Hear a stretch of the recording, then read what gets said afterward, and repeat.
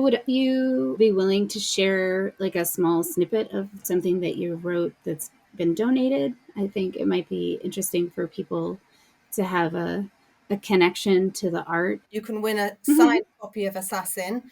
This has lots of Palestinian names in it because I was thinking it's a kind of interracial. It's fantasy, but it's very loosely based on either side of the Mediterranean Sea. So we've got the white people who think they know best interfering with the south of the Meds business. So Assassin is male soulmates. I'm going to read a little bit from When My Soulmates Get Together.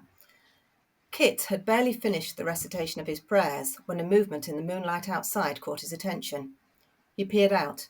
A grey shape moved at the corner of his eye. A cat prowling across the path, each paw carefully set in place as it ventured through the undergrowth. Kit watched until the creature slunk out of sight. He should find his bed, but he was wide awake. He had a sudden urge to see where the animal had got to. Cats belonged in the kitchen, but the beasts roamed where they chose, beholden to no one. Tugging a robe over his sleep tunic, Kit swung over the windowsill and took a deep breath of cool night air. He followed the path the cat had taken between a pair of leafy bushes. Breaking into a small clearing, he started back. A man knelt with his back to Kit. The Emir. His heart pounded. For the briefest moment, he was sure the Emir had sprung from the cat, and a dread of sorcery pounded through his veins. Then he saw the cat was also there, the Emir extending a hand to stroke the arched back.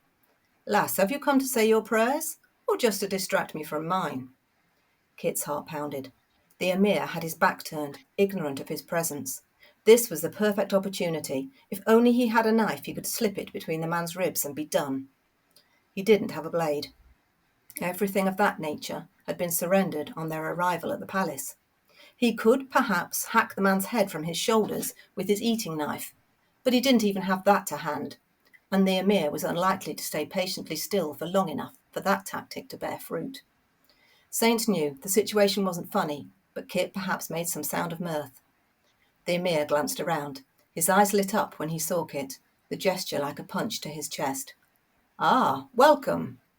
"Forgive me, Blessed Highness." He waved a hand. "I followed the cat." He bowed. "I'll leave you to your prayers." He spoke the words, but made no move to retreat. He was trying to find a way to fulfill his duty, he told himself, because it would be absurd to suggest the slight smile playing around the Emir's lips was holding him in place. The Emir turned to the cat. "It seems I must thank you for bringing me company, lass." "I didn't mean to disturb you." He could throttle the man, a voice pointed out deep in Kit's mind. His hands flexed, but still he made no move. And I'll leave it there. And I'd also forgotten to mention, you can also win a copy of Heart Made of Glass, again, signed paperback.